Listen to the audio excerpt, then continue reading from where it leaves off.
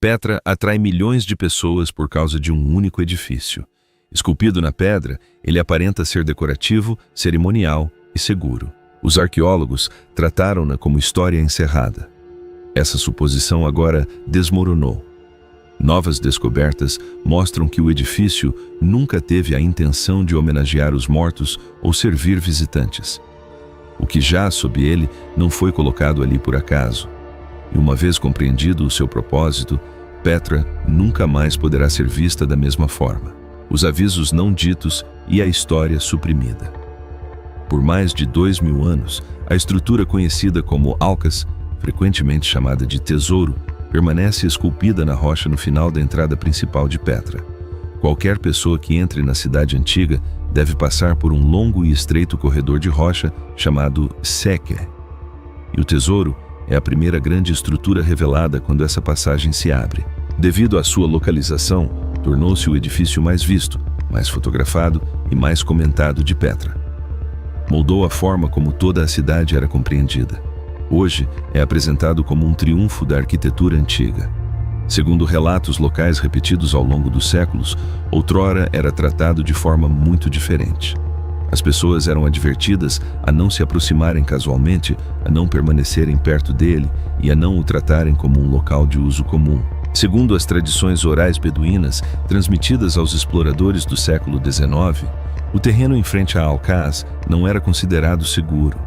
Alguns relatos o descrevem como um lugar onde os vivos jamais deveriam pisar.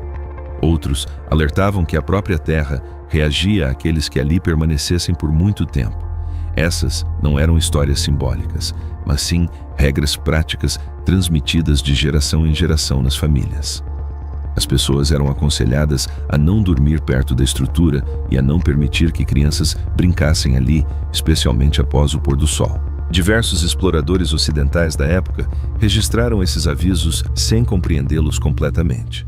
Diários daquele período mencionam relatos repetidos de sons estranhos durante a noite. Segundo relatos, homens que dormiram perto de Alcás disseram ter ouvido respirações vindas debaixo da terra.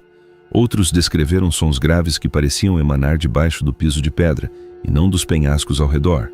Esses relatos eram frequentemente descartados como medo ou superstição, mas aparecem repetidamente em registros escritos por diferentes viajantes que não tinham contato entre si. Alguns exploradores também notaram condições físicas que não conseguiam explicar. Segundo suas observações, o ar próximo ao espaço aberto em frente ao Alcás às vezes apresentava um forte cheiro metálico, frequentemente descrito como rico em ferro. Outros registraram quedas repentinas de temperatura que não correspondiam às condições em outras partes de Petra.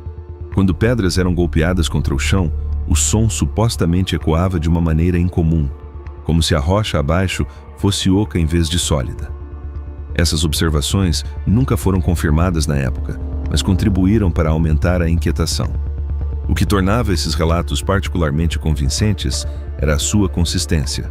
Viajantes de diferentes décadas, sem conhecimento dos diários uns dos outros, descreveram fenômenos notavelmente semelhantes. Segundo relatos posteriores, um memorando arqueológico jordaniano da década de 1950 descrevia o solo sob Alcás como estruturalmente perigoso e não de formação natural. O documento supostamente alertava contra perturbações e recomendava restringir o acesso. Em menos de um ano, o memorando foi retirado de circulação pública. Nenhuma explicação foi dada e o documento não consta nos arquivos padrão atualmente. Acadêmicos apontaram inconsistências visuais na parte externa do Alcás. Os símbolos esculpidos na fachada não correspondem aos desenhos funerários encontrados em outros locais de Petra. Alguns pesquisadores acreditam que essas marcas se assemelham a símbolos nabatistas ligados à restrição e à separação, em vez de à honra ou à memória. Essa interpretação permanece em debate, mas introduz uma primeira ruptura entre aparência e propósito. O interior amplia essa ruptura consideravelmente. Ao contrário dos túmulos confirmados em Petra, Alcásne não possui as características básicas necessárias para uso funerário. De acordo com diversos estudos, não há nichos, arranjos planejados ou elementos internos que permitam atividades de longa duração. A estrutura parece imponente por fora, mas por dentro funciona como uma casca vazia. Segundo alguns historiadores, Alcaz não era originalmente tratado como um local de reverência, mas sim como uma barreira. Sua aparência chamava a atenção, mas sua reputação exigia cautela. A estrutura pode ter funcionado menos como um monumento e mais como uma fachada, construída para desviar a atenção do que se escondia por baixo, em vez de convidar as pessoas a entrar. À medida que os arqueólogos começaram a examinar por que o acesso sempre fora restrito, outra constatação surgiu. A resistência à escavação não se tratava apenas de preservação. Tratava-se de impedir a resposta a uma pergunta que havia sido evitada durante séculos: medo político, registros perdidos e décadas de ocultação. Durante décadas, as escavações sob o edifício mais famoso de Petra não fracassaram por falta de tecnologia ou financiamento. Fracassaram porque a permissão foi negada. Segundo declarações públicas, o Departamento de Antiguidades da Jordânia citou repetidamente o risco estrutural. Os funcionários alertaram que escavar sob o pátio frontal do tesouro poderia desestabilizar a pedra e ameaçar o seu colapso. Essa explicação parecia razoável, mas também incompleta. Segundo relatos de ex-consultores do projeto, correspondentes internos levantaram uma preocupação diferente. A linguagem utilizada não se concentrava apenas na tensão na pedra, mas sim nas consequências. Vários documentos, segundo consta, alertavam para o risco de pânico cultural caso estruturas subterrâneas fossem expostas. A preocupação não era que a escavação pudesse danificar o edifício, mas sim que pudesse revelar algo difícil de explicar ou controlar. Entre as décadas de 1960 e 2020, diversas equipes de pesquisa estrangeiras apresentaram propostas para estudar a área sob o pátio frontal. Esses pedidos partiram de universidades e institutos com longa trajetória em arqueologia não invasiva. A maioria foi rejeitada ou paralisada indefinidamente. Pelo menos 3 propostas faziam referência a uma escavação não autorizada anterior, da década de 1930. De acordo com esses pedidos, as anotações dessa escavação não estavam mais disponíveis. Alegava-se que haviam desaparecido dos arquivos institucionais sem explicação. Um documento desse período anterior sobreviveu. De acordo com vários pesquisadores que afirmaram tê-lo visto, o memorando continha um aviso direto. Dizia: não perturbe a câmara inferior, não é um túmulo. O documento não oferecia mais nenhuma descrição. Não explicava o que era a câmara, apenas explicava o que não era. O memorando nunca foi publicado formalmente e sua origem permanece controversa. Autoridades locais também desempenharam um papel. Segundo alguns relatos, as equipes científicas eram informalmente desencorajadas, mesmo quando a aprovação formal parecia possível.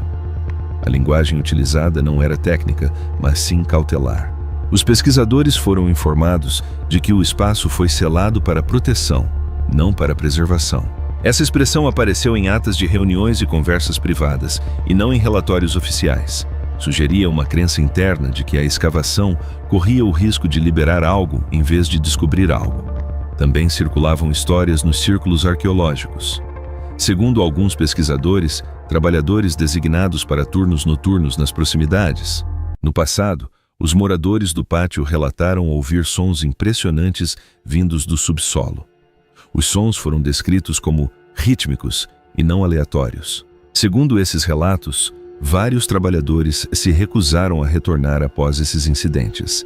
Essas alegações nunca foram verificadas publicamente, mas contribuíram para a reputação do local entre os profissionais. Em 2024, a situação mudou. A permissão foi concedida repentinamente e com poucas explicações públicas. Segundo relatos, a pressão de instituições de pesquisa avançada desempenhou um papel importante. O mesmo ocorreu com dados de satélite vazados que revelaram anomalias de densidade diretamente abaixo do tesouro.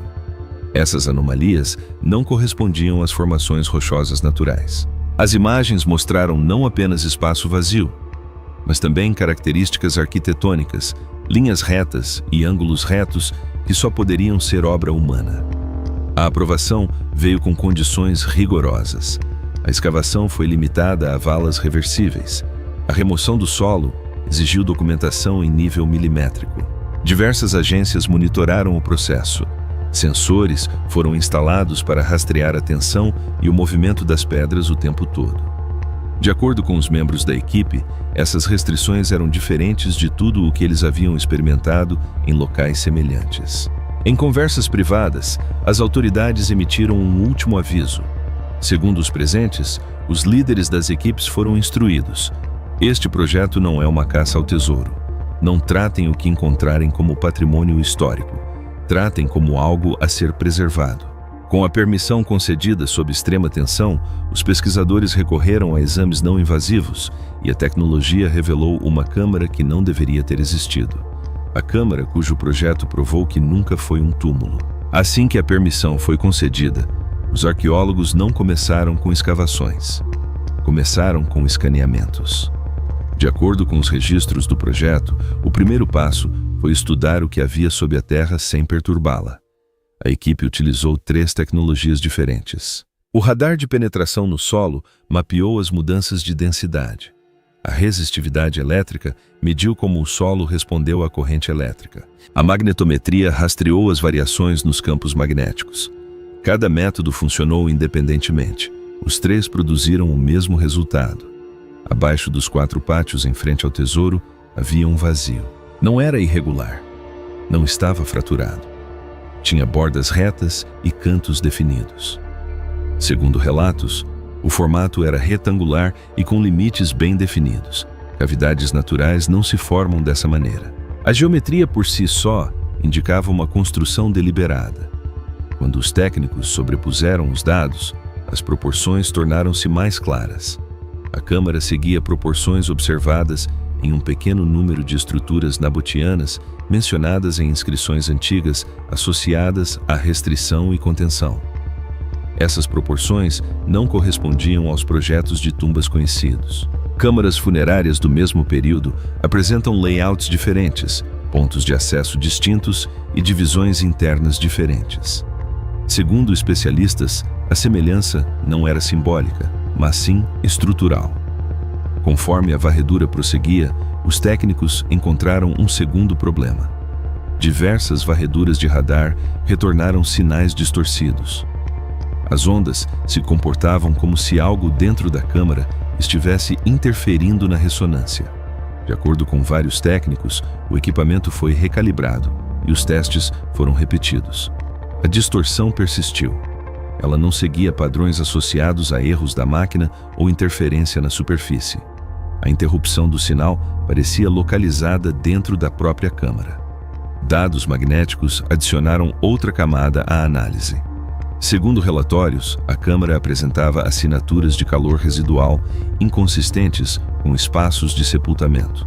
Câmaras funerárias normalmente se estabilizam na temperatura da rocha circundante ao longo do tempo. Este espaço não se estabilizou. As leituras sugeriam exposição a repetidos eventos de alta temperatura antes da formação do teto. Os pesquisadores observaram que tais padrões se alinham com espaços fechados usados para cremação controlada e não para sepultamento cerimonial.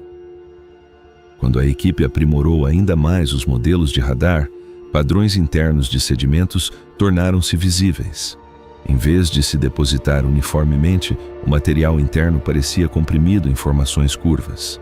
Segundo analistas geotécnicos, esse padrão sugere movimentação interna antes do selamento da câmara.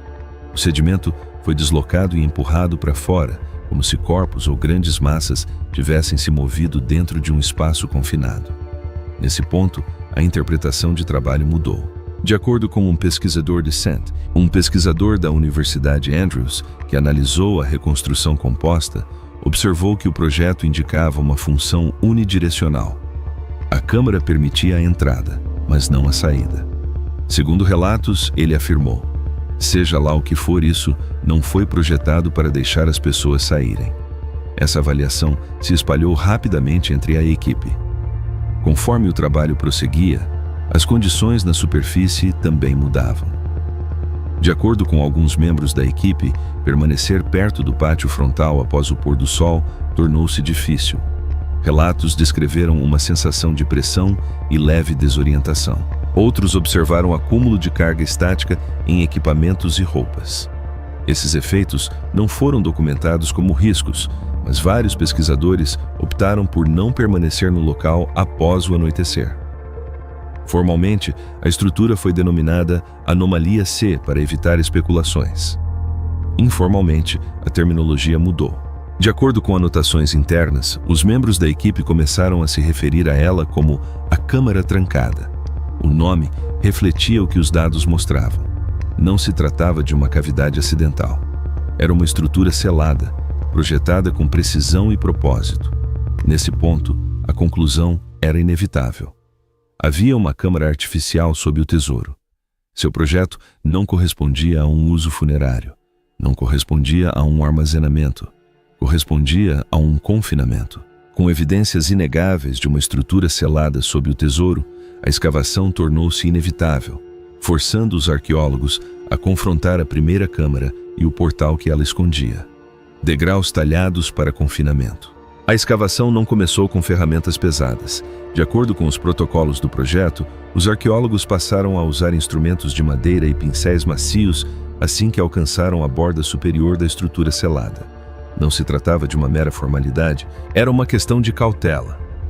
Ferramentas de metal podiam causar faíscas ou fraturar superfícies de pedra que permaneceram seladas por séculos. Cada movimento era feito com cuidado. Cada camada era documentada antes de se tocar na seguinte. A primeira estrutura nítida surgiu logo abaixo da superfície. Estreitos degraus de pedra, talhados diretamente na rocha, começavam a descer. Eram íngremes e irregulares. Segundo especialistas em arquitetura, o ângulo era inadequado para uso funerário. Escadas funerárias são construídas para acesso frequente e cuidadoso. Esses degraus não eram. Eles tinham uma queda abrupta e ofereciam pouco apoio. Alguns pesquisadores acreditam que esse projeto teria causado desorientação e instabilidade a qualquer pessoa que descesse. À medida que a escavação prosseguia para baixo, as paredes que ladeavam a escadaria tornaram-se visíveis. Eram simples.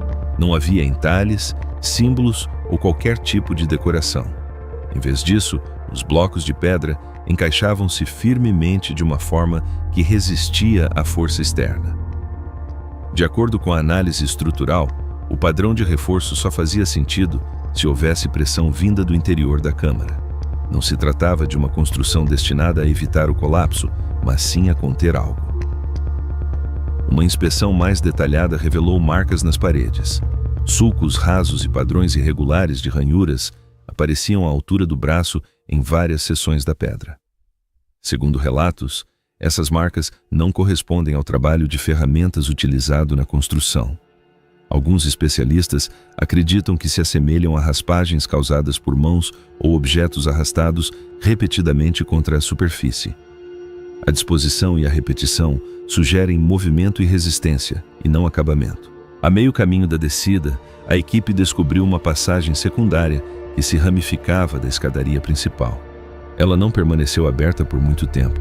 O túnel estava completamente preenchido com pedras e detritos. A análise do material aterrado mostrou que ele havia sido inserido deliberadamente a partir do exterior. Marcas de ferramentas na superfície do teto confirmaram isso. Segundo alguns pesquisadores, a passagem pode ter servido como rota de fuga em algum momento, sendo bloqueada intencionalmente para impedir o retorno à superfície. À medida que a escavação se aprofundava, o ambiente mudava. Os membros da equipe relataram que o ar parecia mais pesado. Dados de fotogrametria capturaram um comportamento da poeira que não correspondia às condições de uma trincheira aberta. As partículas se depositavam rápida e irregularmente, sugerindo fluxo de ar limitado. Isso não era um efeito natural da profundidade em si. Indicava um espaço fechado abaixo que não havia trocado ar normalmente. O som também se comportava de maneira diferente. De acordo com relatos da equipe de escavação, a fala normal produzia ecos secundários fracos que não se alinhavam com o formato do poço. As palavras pareciam retornar mais suaves e distorcidas, como se refletidas através de estreitos espaços internos. Alguns especialistas em acústica acreditam que a geometria da descida foi projetada para manipular o som, reduzindo a clareza e aumentando a confusão. Na base da escadaria, surgiu a barreira final. Uma grande laje de pedra selava completamente a câmara. O encaixe era preciso. Não havia frestas nem canais de ar. Os testes mostraram zero penetração de ar. Segundo os engenheiros no local, esse nível de forro é raro e desnecessário, a menos que o objetivo seja o isolamento absoluto. Naquele momento, a função da estrutura ficou mais clara. Essa descida não fora construída para acolher, era construída para controlar. Cada escolha de projeto apontava na mesma direção. O que havia além da laje selada finalmente testaria essa conclusão. Os mortos em ordem. Quando a câmara selada foi finalmente aberta, a primeira coisa que os arqueólogos notaram foi a ordem. Os esqueletos em seu interior não estavam espalhados nem desmoronados. Estavam dispostos com cuidado. Cada esqueleto repousava intacto, com os ossos alinhados e sem perturbações. Segundo os relatórios de escavação, esse nível de preservação só seria possível se a câmara tivesse permanecido selada por um longo período. Não havia sinais de entrada posterior, nenhuma perturbação. Tudo o que havia sido colocado ali foi deixado exatamente como planejado. Uma análise mais detalhada revelou características esqueléticas incomuns. Diversos restos mortais apresentavam marcas ósseas que estão sendo analisadas por especialistas forenses para compreender seu significado.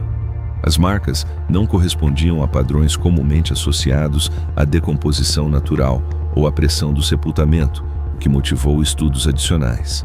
A posição dos esqueletos intensificou essa preocupação. Alguns foram dispostos em posições não encontradas nos costumes funerários nabotianos conhecidos. Vários indivíduos foram colocados de bruços ou curvados para a frente em posturas incomuns para as práticas funerárias nabotianas típicas. Segundo pesquisadores familiarizados com a prática regionalista, essas posições não têm significado cerimonial. Não são simbólicas de honra ou luto. Parecem ser impostas em vez de escolhidas. Os objetos colocados junto aos esqueletos acrescentaram mais uma camada de desconforto. Não havia bens valiosos, joias, nem itens que indicassem posição social ou memória. Em vez disso, pequenas tigelas, jarros e cerâmica simples foram posicionados com espaçamento preciso. Um vaso foi encontrado pressionado firmemente contra uma caixa torácica, como se estivesse sendo mantido no lugar no momento da morte. De acordo com alguns arqueólogos, essa disposição sugere controle ritual em vez de oferenda. Os itens parecem servir a uma função em vez de transmitir respeito. Os testes químicos realizados nas paredes da câmara produziram resultados inesperados. De acordo com os relatórios de laboratório, foram detectados vestígios de calcário tratado em diversas superfícies. Esse tratamento está associado, em contextos nabotianos, a práticas de purificação ou contenção, e não a preparações funerárias padrão. A substância parece ter sido aplicada de forma deliberada e uniforme, sugerindo um processo controlado em vez de mera decoração. A disposição dos objetos ao redor dos esqueletos também seguia padrões. Vários itens formavam agrupamentos espaciais repetidos que lembram símbolos mencionados em inscrições nabotânicas que descrevem espaços restritos, às vezes chamados de casas de silêncio. Segundo alguns estudiosos, esses padrões tinham o propósito de marcar zonas de contenção e não sepulturas. Essa interpretação ainda é debatida, mas a repetição era clara. Outro detalhe chamou a atenção. Vários esqueletos estavam dispostos em pares. Eles não estavam posicionados como famílias. Não havia indicação de correspondência de idade ou parentesco. De acordo com as notas de escavação, esse agrupamento sugere seleção em vez de linhagem. Os indivíduos pareciam escolhidos e agrupados por razões não explicadas pela tradição funerária. O ar dentro da câmara contava sua própria história. Era viciado, mas estável. Segundo análises ambientais, a câmara manteve-se selada internamente por séculos. Não havia sinais de fluxo ou troca de ar. Essa estabilidade reforça a ideia de que o espaço foi construído para isolamento a longo prazo e não para visitas. Em conjunto, as evidências apontavam para uma única direção. Esta câmara não foi projetada para honrar os mortos, mas sim para controlar pessoas. Cada elemento sugere controle antes da morte e isolamento depois dela. Segundo alguns pesquisadores, não se tratava de um túmulo que falhou, mas sim de um sistema que funcionou exatamente como planejado. Contudo, as questões levantadas não se encerraram com a câmara em si. Pelo contrário, tornaram-se ainda mais urgentes. O que aguardava além do próximo espaço selado forçaria os arqueólogos a confrontar o verdadeiro propósito do que havia sido construído sob Petra. O propósito revelado. Quando a segunda câmara selada foi aberta, a mudança foi imediata. De acordo com os relatórios da escavação, uma corrente de ar aprisionado escapou pela abertura. Os membros da equipe descreveram o ar como pesado e difícil de respirar. Ele carregava o cheiro de decomposição misturado com fuligem e fortes traços químicos. Um pesquisador afirmou posteriormente que a sensação era como respirar algo que havia permanecido isolado do mundo por tempo demais. À medida que a visibilidade melhorou, a condição da câmara ficou clara. As paredes estavam escurecidas por camadas de fuligem.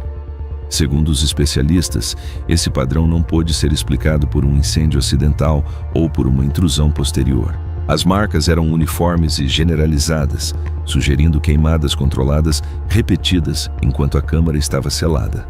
Esse tipo de atividade está mais relacionado a práticas de contenção ou purificação do que à tradição funerária.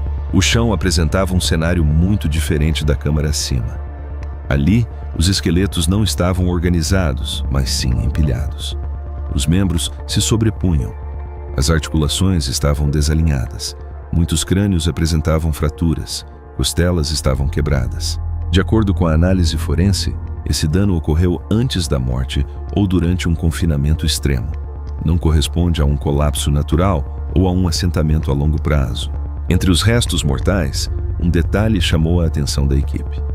O esqueleto de uma criança foi encontrado pressionado firmemente contra o de um adulto. A posição sugeria uma última tentativa de proteção e não um posicionamento cerimonial. Segundo relatos, essa disposição refletia pânico e aglomeração. Não refletia um ritual, mas sim medo.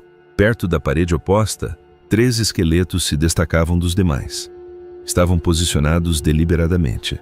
Um deles apresentava sinais de status elevado, com base em vestígios remanescentes. Os outros 2 exibiam traumas severos. Segundo alguns especialistas, essa disposição pode indicar uma execução ritual ou um confinamento forçado. O contraste entre ordem e violência era impressionante. Os objetos recuperados da câmara foram adicionados ao quadro. Vários vasos de cerâmica continham resíduos espessos. Testes preliminares identificaram compostos ricos em ferro misturados com cinzas e resina vegetal. De acordo com registros históricos, misturas semelhantes eram usadas em contextos antigos para causar confusão, submissão ou desorientação. Essas substâncias não eram decorativas, mas sim funcionais. O exame dos ossos revelou mais evidências de contenção. Deslocamentos compatíveis com amarras estavam presentes em múltiplos esqueletos. Segundo especialistas forenses, essas lesões ocorrem quando os movimentos são restringidos por períodos prolongados. Isso corrobora a conclusão de que pessoas foram mantidas vivas nesse local. O que estava faltando era tão importante quanto o que foi encontrado. Não havia inscrições, textos comemorativos, nomes ou marcas de memória. A câmara não oferecia qualquer menção aos indivíduos ali presentes. Segundo os arqueólogos, essa ausência era intencional. A memória não era o objetivo. A remoção era o objetivo. Quando o projeto arquitetônico, as evidências físicas e o contexto histórico foram considerados em conjunto, um padrão claro emergiu. Fontes nabotânicas antigas fazem referência a estruturas restritivas usadas para isolar indivíduos considerados perigosos, contaminados ou socialmente inaceitáveis. Segundo alguns pesquisadores, esta câmara se encaixa perfeitamente nessas descrições. Isso reformulou o significado da estrutura acima. O rosto ornamentado esculpido na rocha não era o propósito, era a fachada. Atraía a atenção para cima enquanto escondia o que estava abaixo. A construção não convidava as pessoas a entrar. Mantinha algo fora da vista. O que foi descoberto sob Petra não acrescenta uma nota de rodapé à história. Muda a forma como todo o sítio arqueológico é compreendido. A estrutura mais famosa de Petra não foi construída para a honra, não foi construída para a adoração, não foi construída para os mortos. De acordo com as evidências agora disponíveis, foi construída para confinar os vivos e apagá-los completamente. Essa é a verdade que a pedra pretendia esconder. Se você gostou do vídeo, clique em gostei e inscreva-se no canal.